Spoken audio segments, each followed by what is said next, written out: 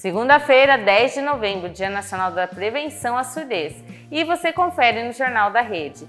Entrevista exclusiva com a Cir Filó, 3 dias, um especial para você. Paraná registra tornados devastadores na região. Ventos acima de 100 km por hora danificaram um terminal de ônibus em Arujá. Acidente no Rodoanel, Mário Covas deixou 4 jovens mortos. O seu Resenha na Rede com Lucas Barreiros e muito mais. Está no ar o seu jornal.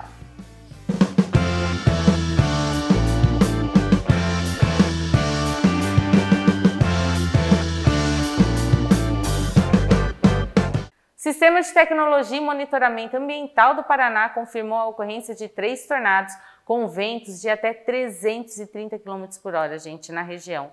O fenômeno foi registrado em municípios como Rio Bonito do Iguaçu, Guarapuava e Turvo, sendo classificado como torrencial devastador. Em Rio Bonito do Iguaçu, por exemplo, o tornado teve ventos entre 300 e 330 km. As condições atmosféricas que geraram o fenômeno incluíram altos níveis de calor e umidade, além de uma mudança rápida na direção dos ventos com altura. O governador do Paraná, Ratinho Júnior, decretou o estado de calamidade com certeza na região e relatou que o evento foi sem precedentes para o estado inteiro.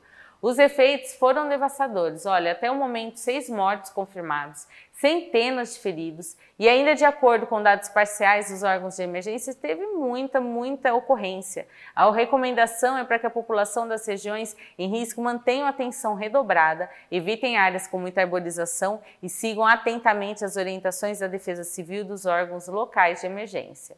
Na madrugada de sábado, um temporal com rajadas superiores a 100 km, por exemplo, atingiu o município de Arujá e causou danos importantes no terminal de ônibus em Barreto. Olha a diferença da quilometragem, da força do vento e já causou estrago. A cobertura do terminal de ônibus foi parcialmente destruída pela força do vento e as chuvas também foram intensas. Foram registrados 21 milímetros de chuva no período. Não houveram registro de feridos, mas a infraestrutura ficou comprometida e a área foi isolada pela Defesa Civil de Arujá para avaliação das equipes técnicas. Também foram reportadas quedas de árvores em diversos pontos da cidade, o que aumenta o risco para moradores e motoristas em meio ao clima severo. Garanto que você aí de casa recebeu um alerta no seu celular, A Prefeitura de Arujá orienta a população para evitar passeios ao ar livre durante o período de vento forte, estacionar longe de árvores e ficar atento a possíveis danos em coberturas e estruturas externas. E vamos mudar de assunto, falar de um acidente grave que aconteceu na rodovia Anchieta e deixou 4 jovens mortos e uma sobrevivente. O incidente ocorreu ontem e, segundo a Polícia Rodoviária, os jovens voltavam de Praia Grande, no litoral sul de São Paulo, para casa na zona leste da capital, pela rodovia Anchieta, quando o motorista perdeu o controle do carro ao pegar a alça do Rodoanel. As vítimas foram identificadas como o auxiliar de informática Henrique Antônio Mariotto, de 25 anos. Além disso, a terapeuta ocupacional Júlia Gasparino e a biomédica Vitória Sampaio, ambas com 22 anos, além de uma esteticista, Eduarda Aico, de 21. A sobrevivente é a psicóloga Giovana Ribeiro, de 23 anos. Agentes de trânsito e perícia técnica isolaram o local, que passou por condições de limpeza e remoção. E uma parte da via permaneceu interditada por cerca de 2 horas para o trabalho de primeiros socorros e levantamento de evidências. Será averiguada a possibilidade de falha mecânica, consumo de álcool ou uso do celular pelo condutor. O órgão de trânsito reforça que condições de alta velocidade associadas à grande circulação de veículos levam a cenários de alto risco. Falando em atropelamento, um menino de 11 anos foi atropelado por uma moto a caminho da escola em Mogi das Cruzes na manhã de hoje, o acidente aconteceu na Avenida Francisco Rodrigues Filho, no bairro Botujuru, e mobilizou o Corpo de Bombeiros. O acidente foi perto de um trecho movimentado que dá acesso a escolas e comércios da região. De acordo com testemunhas, o menino seguia a pé para a Escola Estadual José Ribeiro Guimarães. Ao se despedir de um amigo, ele teria tentado atravessar a avenida e foi atingido por uma moto que vinha logo após uma curva. O menino foi socorrido pelo Corpo de Bombeiros e levado ao Hospital Luzia de Pinho Melo com ferimentos leves. Segundo a família, ele está consciente e fora de perigo. O motociclista permaneceu no local e prestou socorro à vítima. A secretária de Mobilidade Urbana de Mogi informou que vai avaliar o ponto do acidente para verificar a necessidade de novas medidas de segurança no trânsito. Felizmente, o menino passa bem. O caso serve de alerta para motoristas e pedestres. A atenção redobrada é fundamental, principalmente nos horários de entrada e saída das escolas. E a operação da Polícia Civil do Estado de São Paulo apreendeu cerca de 50 quilos de cocaína com o casal em Ferraz de Vasconcelos. Numa ação realizada na tarde de sexta, a equipe de investigadores encontrou 50 tijolos do entorpecente durante a interceptação do veículo no município. A investigação apontava movimentações suspeitas da região há mais de um mês, com monitoramento para identificar a rede de suprimentos de drogas na localidade. O prejuízo ao tráfico foi estimado em mais de R$500 mil, segundo a Secretaria de Segurança Pública de São Paulo. Os suspeitos foram presos em flagrante e a polícia da região segue desmantelando esquemas de distribuição de drogas. Nós ficaremos de olho nos desdobramentos da investigação para verificar a origem da carga, os envolvidos e eventuais novas fases da operação. E no próximo bloco, cidades do Alto Tietê oferecem mais de 7 mil vagas de emprego e mais uma entrevista com a Cir Filó. Nós já voltamos com o seu Jornal da Rede, não sai daí!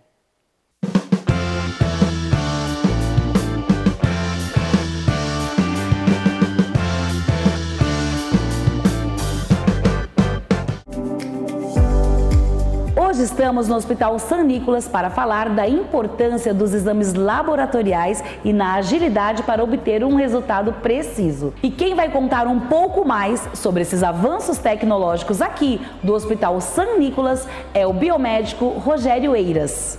Olá pessoal, eu sou o Rogério, coordenador do laboratório aqui do São Nicolas. Eu vim falar sobre a importância dos exames laboratoriais e dizer que a gente fez um investimento grande para poder trazer uma qualidade, uma excelência no nosso atendimento para vocês. E com esse investimento nós temos equipamentos mais modernos e mais precisos, trazendo uma agilidade maior na entrega dos resultados até 1 hora. Este é o Hospital São Nicolas, cuidando de você e da sua família.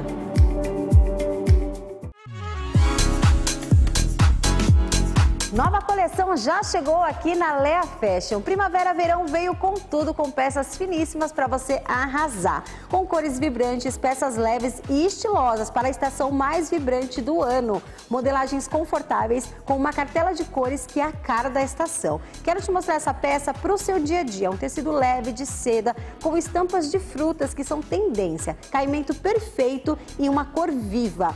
Já para a noite, um destaque especial é uma peça confortável e versátil, com brilho e elegância. E muito mais do que lindas, essas peças foram pensadas para trazer praticidade e bem-estar, permitindo combinações fáceis para qualquer momento do seu dia. Vem conhecer essa loja incrível. Lea Fashion, 25 anos vestindo mulheres reais.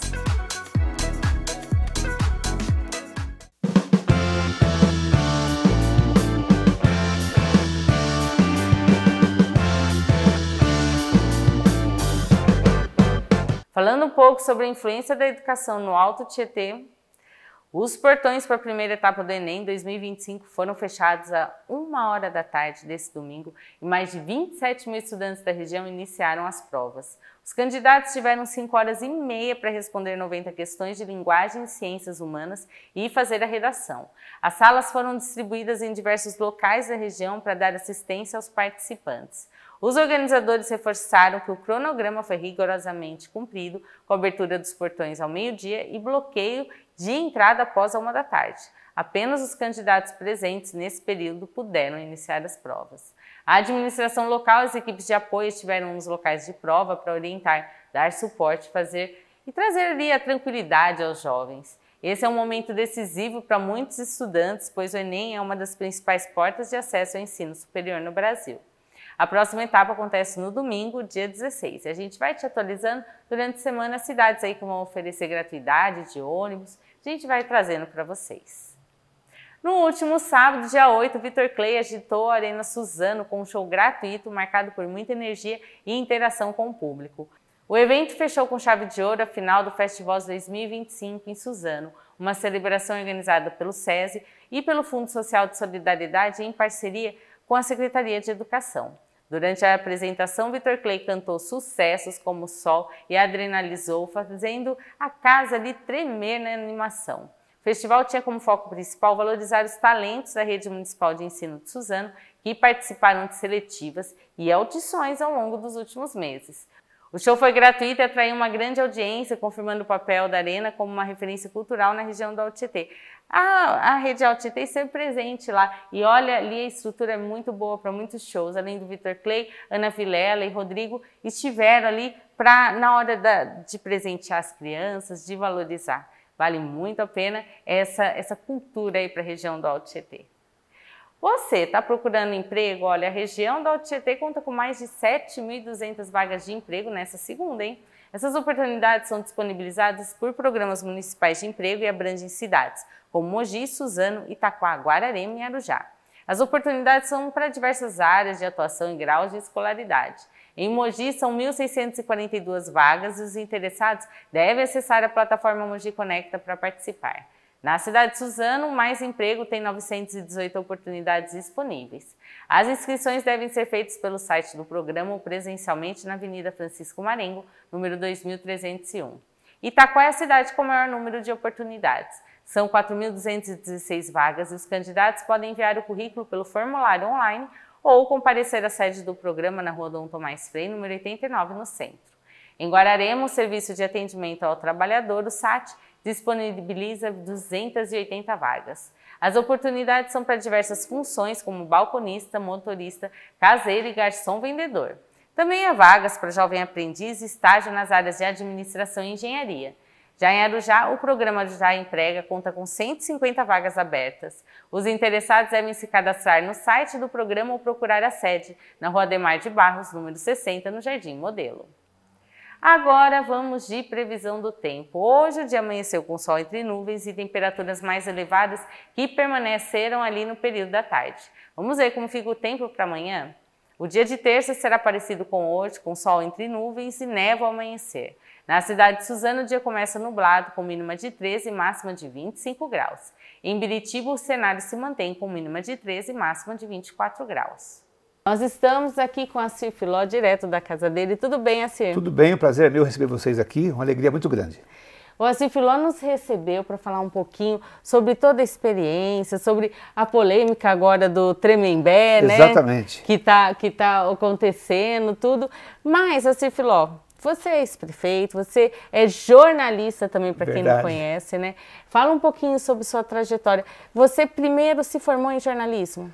Na verdade, eu sou jornalista por atuação. Atuei por quase 25 anos, né? Em jornais, em rádios. Então foi através da atuação que eu me tornei jornalista.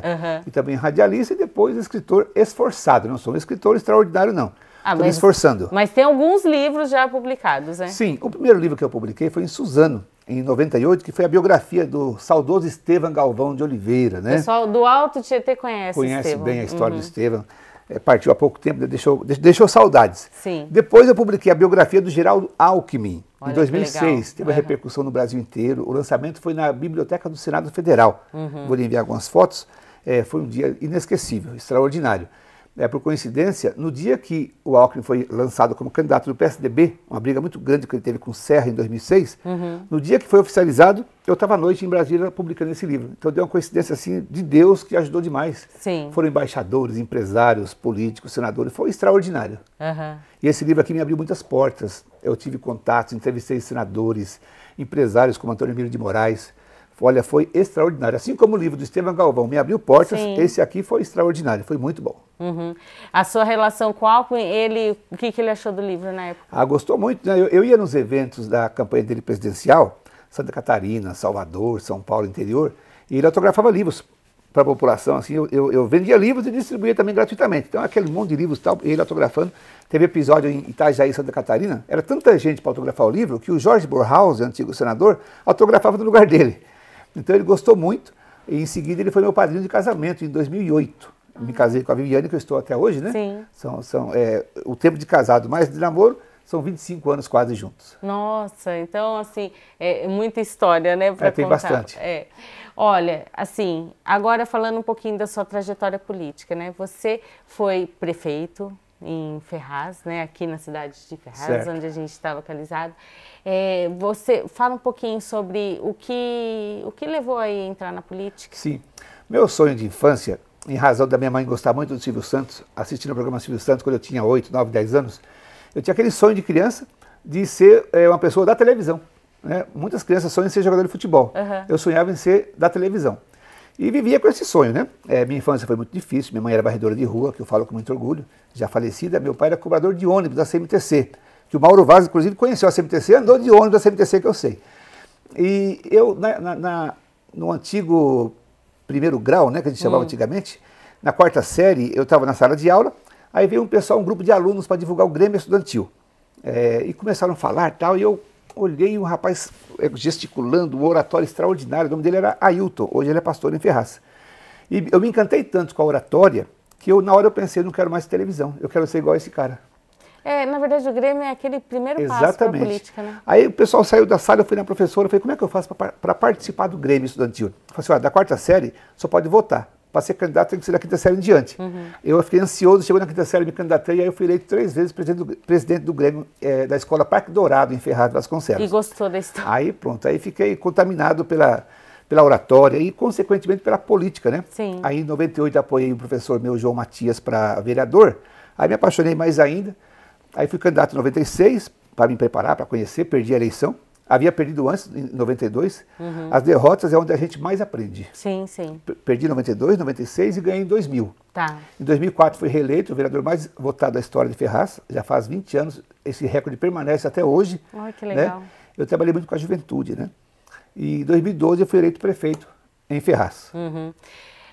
Agora vamos partir ali para parte ali que teve a condenação, tudo. Isso. Você teve a condenação, foi em 2018? Para resumir, para as pessoas entenderem bem, primeiro, na política não tem santos. A política é complicada e, para usar um termo assim um pouco mais duro, a política é uma lama no Brasil, salvo exceções. Mas, infelizmente, é muito difícil fazer política no Brasil. A corrupção é generalizada e as infiltrações que tem nos partidos políticos, etc., enfim, eu nunca tive problema nenhum com a justiça. Eu nunca fui a uma delegacia, nunca tive problema com cheque sem fundo, nada. Eu sempre tive uma vida limpa, nunca fui criminoso. E na prefeitura eu tive um problema grave. Eu trouxe pessoas para o governo, indicadas por partidos e por apoiadores, e eu errei de trazer essas pessoas. E foi nessa confusão da política que eu levei muitas traições. Repito, não há santos na política, eu não posso ser hipócrita, né? Mas eu fui muito traído, facada nas costas, etc. Né? E isso me machucou muito, porque eu vinha num ascendente muito grande. Vereador mais votado da história, prefeito muito jovem. Uma história, né? O Alckmin veio em Ferraz inaugurar a obra 7 vezes comigo em 3 anos de mandato. Então estava claro, né, modéstia à parte, que eu ia me reeleger prefeito e seria deputado com certeza absoluta. É natural. O meu sonho era, depois de uns 20 anos, tentar ser senador. Então eu vinha numa crescente e isso incomodou muita gente, inclusive em Ferraz.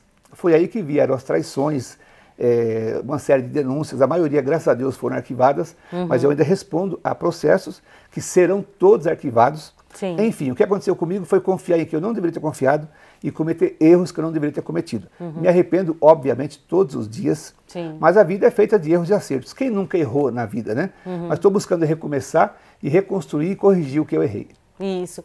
E foi em Tremembé, né, que veio essa virada, né, assim, eu acho que senti um pouquinho aí o que é o aspecto humano. Isso. Como isso influenciou na sua vida, né? Então, eu nunca esperei na minha vida que eu fosse entrar num presídio. Eu vi aquele negócio horroroso, né, eu tinha asco de presídios e tal, mas aconteceu. E pode acontecer com qualquer um. A pessoa pode bater o carro, pode dirigir embriagado, uma briga de trânsito perder a cabeça, ou caso de relacionamentos que mulher e homens, muito mais homens, claro, perdem a cabeça. E em Tremembé, onde eu estive, vou voltar à sua pergunta já, lá tem centenas de pessoas honradas, decentes, vida limpa, igual você que está assistindo, que pode parar lá, porque perde a cabeça, uma briga de trânsito, como eu falei. Enfim, eu fui parar nesse lugar, que eu nunca queria, nunca esperava, né? É um absurdo na minha vida acontecer um negócio desse, mas aconteceu. E não foi fácil enfrentar. Cheguei lá com muita tristeza, né? Muito abalado, né, com tudo isso. Repito, nunca tive um problema judicial na vida. A depressão quase me pegou. Aí, como está aqui na orelha do livro de Tremembé, eu decidi trocar a depressão por papel e caneta e escrever um livro. E a gente vai dar continuidade nessa entrevista. E você perguntou sobre a questão da experiência humana, né? Isso. É muito difícil, muito complicado. Hoje, repercutindo sobre a série Tremembé, que se baseou inicialmente nesse livro, houve outros livros que foram embasados também, claro. Eu convivi com muitos presos, né, muitas pessoas cometeram crimes terríveis, sabe? Com certeza. Abomináveis, mas lá dentro você não vê o crime da pessoa, você convive com a pessoa. Então o que eu procurei fazer lá dentro? Como as pessoas têm comentado nas redes sociais, o ditado antigo, né, é transformar o limão numa limonada. Então eu busquei realizar cursos para a juventude, para as pessoas que estavam lá, porque nós todos, e eu já tive esse pensamento, a gente quer que os presos morram. Entretanto, resumindo aqui, outra hora vamos falar mais sobre isso, todos os presos do Brasil, cerca de 1 milhão de presos, eles vão sair, de um jeito ou de outro. Com Sim. saidinha ou não, todos vão sair. Aí eu pergunto para você que está assistindo, para a sociedade, nós queremos que eles saiam melhores ou piores? A gente vai dar continuidade amanhã nessa entrevista. Concluindo a questão da experiência humana, foi muito enriquecedora, em que pese o lugar ser inóspito, muito difícil, uma atmosfera muito pesada. Eu costumo chamar aquele ambiente de cemitério de vivos, porque tem as pessoas que cometeram crimes ocasionais, como eu falei, acidente de trânsito, uma briga, etc., foram parar lá, mas também tem os crimes terríveis, né, que são abomináveis, repugnantes, que todo mundo já conhece. E eu procurei tirar a melhor experiência possível. E daí eu trouxe alguns conhecimentos de lá, que eu vou publicar nos próximos livros, e também trazer para a sociedade um debate verdadeiro, como a gente vai falar amanhã, sobre a experiência e como funciona hoje o sistema prisional. Em resumo, que você vai assistir amanhã. São bilhões de reais gastos de dinheiro público seu para um sistema falido que não funciona, né? Não que o governador seja culpado, o judiciário não tem nada a ver com o sistema prisional. Né? O sistema prisional faz parte do governo estadual, no caso São Paulo. Enfim, amanhã a gente vai falar sobre isso. Sim. Eu vou trazer para vocês a experiência e como fazer uma perspectiva de como resolver esse problema. Tem saída e por incrível que pareça, é simples.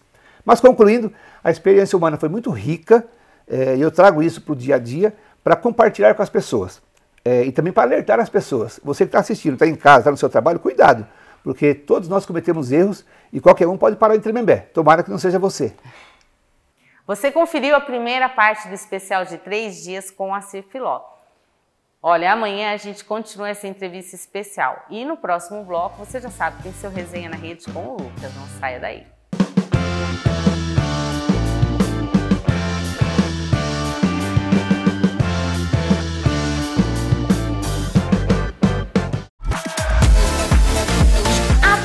Empreendedor do Alto Tietê e Guarulhos. O seu marketing simplesmente não pode parar nesse final de ano. Quer o máximo de visibilidade? A Rede Alto Tietê é a emissora que mais cresce na região. A sua chance de estourar nas vendas está aqui, no canal 527 da Claro e também no YouTube. Chegando nas 12 cidades do Alto Tietê e em Guarulhos. E não é só uma propaganda rápida não, é visibilidade total. O seu comercial vai ao ar mais de 10 vezes por dia. Sim, 10! O pacote é incrível. Reserve agora o seu espaço nos próximos 3 meses. Natal, festas e também o início do ano novo. É tráfego de clientes garantido na TV pela Claro e também nas redes sociais. Não fique para trás, o seu sucesso é a nossa audiência. Anuncie na Rede Alto Tietê. Ligue e se informe. Vamos fechar esse ano no topo.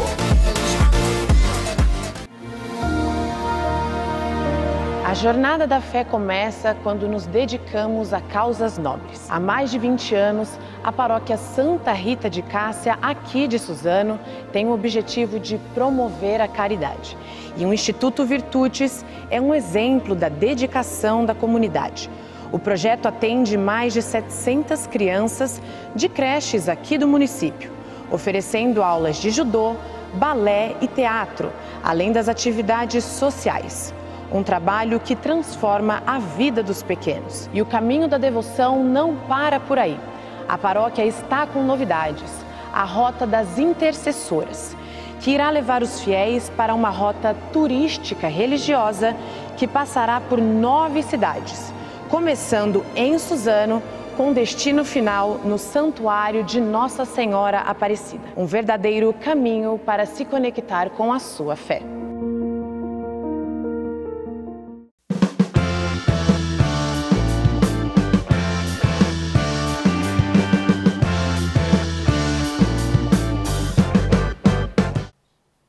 Fala pessoal, eu sou o Lucas Barreiros, já estou de volta com o seu Resenha na Rede para a gente falar aqui um pouquinho de tudo que rolou nesse final de semana, muito esporte E Brasileirão, 33ª rodada acontecendo na noite de sábado, o Bragantino bateu o São Paulo por 1-0 na Vila Belmiro.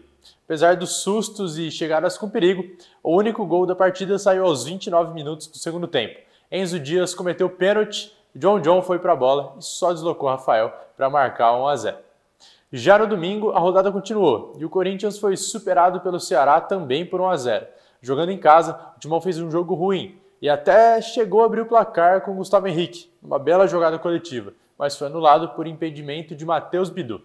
Aos 30 minutos de jogo, o Ceará encaixou uma aula de contra-ataque e abriu o placar com Galeano, num golaço. Com o resultado, o Corinthians perde a chance de encostar de vez na briga pela vaga direta à Libertadores. Mais tarde, no domingo, o Santos encarou o Flamengo no Maracanã e perdeu por 3-2 em jogo que marcou a volta de Neymar ao time titular. O primeiro gol do jogo veio aos 37 minutos, com o Léo Pereira. O zagueirão aproveitou a bagunça na área santista e mandou para o fundo do gol, que já estava sem goleiro. Na segunda etapa, Carrascal ampliou logo aos 5 minutos com um foguetaço ali numa jogada rápida. Aos 18 minutos, o juiz viu pênalti de Arão em Bruno Henrique, após revisão do VAR. Arrascaeta foi para a bola e acertou a trave. O goleiro Brazão já tinha ido para o lado, a bola foi para o outro, mas ele acertou a trave. O rubro-negro chegou ao terceiro gol com o Bruno Henrique, que aproveitou uma bobeada da zaga santista, driblou o Brazão e saiu para o abraço. Já na reta final, ainda deu tempo do Santos descontar, primeiro com o Gabriel Bontempo e depois com o Lautaro Dias. Em ambos os lances, Robinho Júnior teve participação importante. No primeiro, o garoto quase fez um golaço, depois ele quem finalizou e o goleiro Rossi acabou ali dando o rebote para que a equipe santista conseguisse, mas com esse resultado, o Santos segue na zona de rebaixamento e agora, mesmo com o Neymar, ainda tenta lutar bastante para fugir dessa zona de rebaixamento, da zona da degola. E olha, fechando a rodada, o líder Palmeiras foi ao Maião enfrentar o Mirassol e os donos da casa venceram por 2-1. Logo aos 2 minutos de jogo, Gabriel abriu o placar para o Mirassol. Vitor Roque deixou tudo igual aos 30 minutos, com um golaço de bicicleta. Nos acréscimos do primeiro tempo, o Mirassol passou à frente novamente com o João Vitor, no lance ali de latereio. Reinaldo jogou a bola na área e João subiu mais alto que todos para cabecear, sem chance de defesa para o goleirão Carlos Miguel. E o resultado faz com que o Verdão perca a vantagem que tinha na tabela. Agora segue liderando, mas empatado em pontos com o Flamengo, ambos com 68.